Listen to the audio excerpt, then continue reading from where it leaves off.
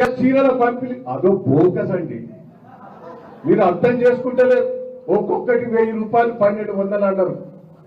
అది ఆఖరి 300 తర్వాత నేను తెలుసుకున్న ఐకేపీ వాళ్ళతో గతంలో నేను మంత్రిగా చేసిన సార్ సగం 500 రూపాయలు అధికారులు రేవంత్ రెడ్డి దగ్గర పైసలు పోయినాయి సార్ అంటాడు.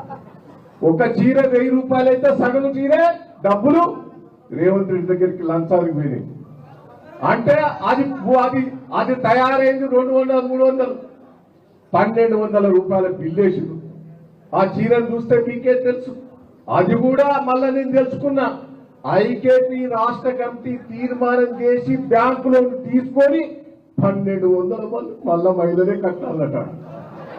ఒక్కొక్క చీరకు 300 రూపాయలు దొరికే చీరకు 1200 రూపాయలు వాళ్ళ లోన్ల అకౌంట్ లో రేపు ఫిక్స్ అవుతా 450 కోట్లు లోన్ తీసుకున్నాడట.